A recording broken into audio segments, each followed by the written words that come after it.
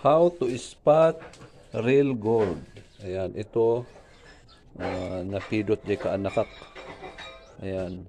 So, itis natin no, ginto isuna. Okay?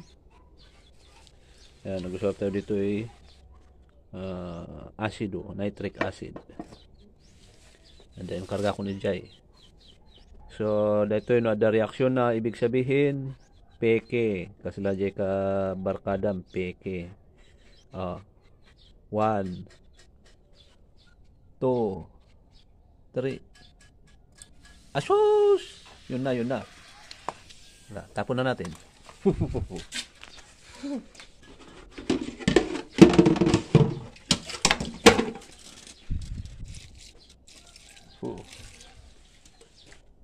Ganon!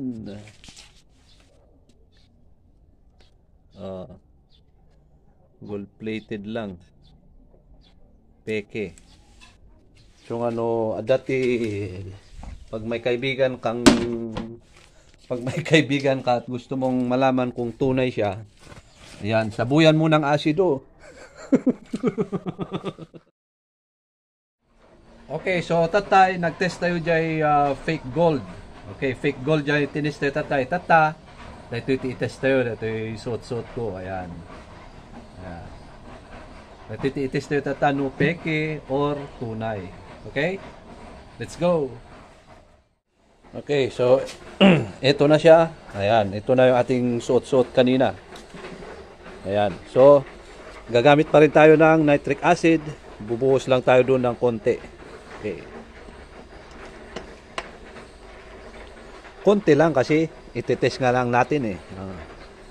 Konti lang.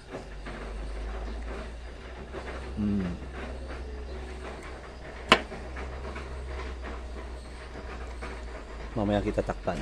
Okay. Ito na. The moment of truth. 1, 2, 3. There you go.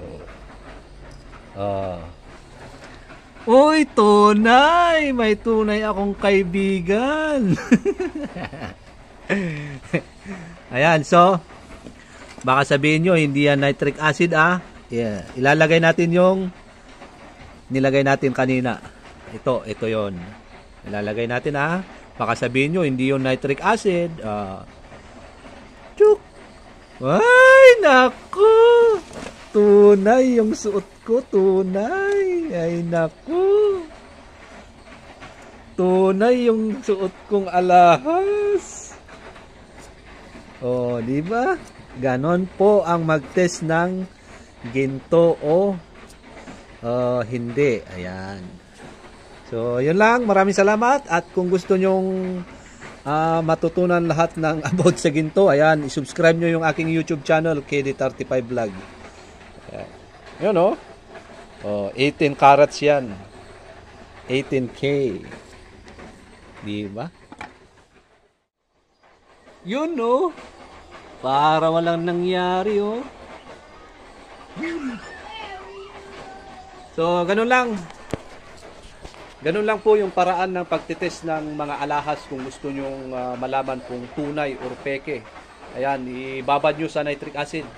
Pagka may reaksyon, ibig sabihin peke. Pag walang reaksyon, ibig sabihin tunay. Ganun lang po, straight to the point. Wala na yung mga napapanood ko na magtitest ng ginto na ikakaskas pa, kinakaskas pa, kung ano, itche-che-che-che, boreche. Ganun lang, lubog mo na lang sa nitric acid para 100% malalaman kung ginto, hindi yung kinakaskas-kas mo pa. Di ba? Para malaman, ganun lang yung pagtitis ng ginto. Meron kasi may mga napapanood ko kasi ako na kinakaskas pa, inaamoy pa kung may amoy ba yung ginto. May nakita kong nagkukontent ng ginto na inaamoy yung ginto eh. Kaya sabi ko, matagal na ako nagiginto pero may amoy ba yung ginto? Ayan, so anyway, Happy New Year sa ating lahat at maraming salamat dahil yon.